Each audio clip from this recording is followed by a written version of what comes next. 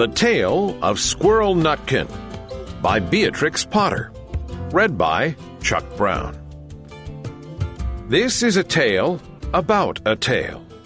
A tale that belonged to a little red squirrel, and his name was Nutkin.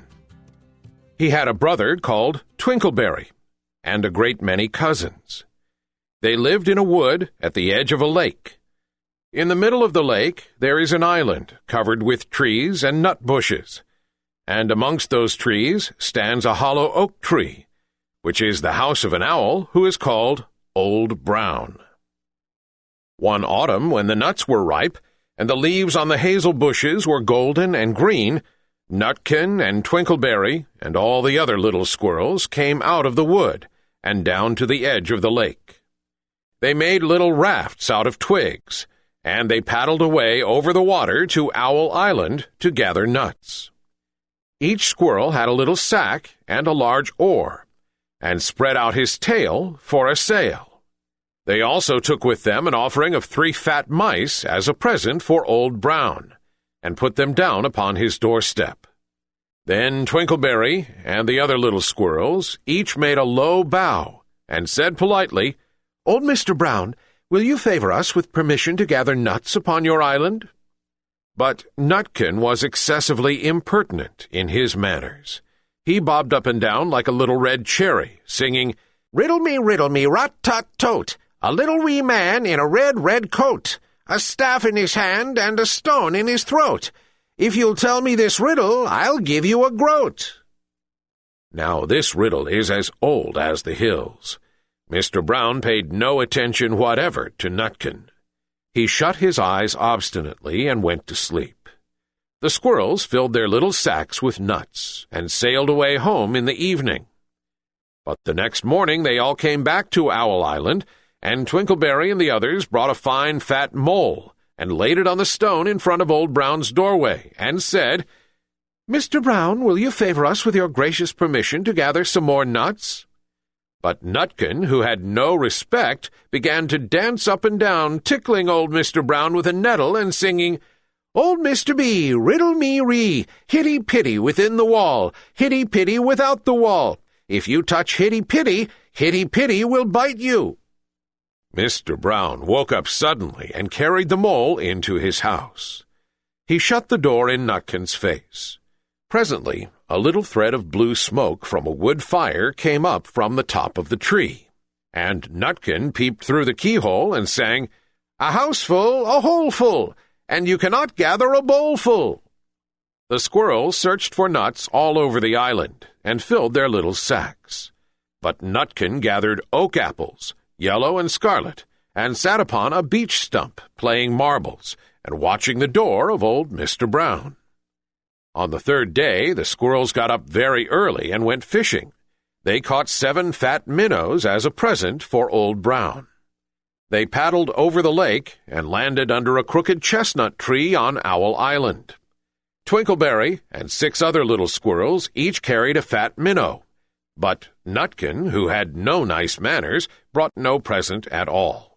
He ran in front, singing, "The man in the wilderness said to me, 'How many strawberries grow in the sea?' I answered him as I thought good, 'As many red herrings as grow in the wood.'" But old Mr. Brown took no interest in riddles, not even when the answer was provided for him. On the 4th day, the squirrels brought a present of 6 fat beetles, which were as good as plums in plum pudding for Old Brown. Each beetle was wrapped up carefully in a dock leaf, fastened with a pine needle pin. But Nutkin sang as rudely as ever, "Old Mr. B, riddle me ree, flower of England, fruit of Spain, met together in a shower of rain, put in a bag tied round with a string. If you'll tell me this riddle, I'll give you a ring," which was ridiculous of Nutkin, because he had not got any ring to give to Old Brown. The other squirrels hunted up and down the nut bushes, but Nutkin gathered robin's pincushions off a briar bush and stuck them full of pine needle pins. On the 5th day, the squirrels brought a present of wild honey. It was so sweet and sticky that they licked their fingers as they put it down upon the stone. They had stolen it out of a bumblebee's nest on the tippity-top of the hill. But Nutkin skipped up and down, singing, "Hum-a-bum, buzz, buzz, hum-a-bum, buzz. As I went over Tippletine, I met a flock of bonny swine. Some yellow-nacked, some yellow-backed. They were the very bonniest swine that e'er went over Tippletine."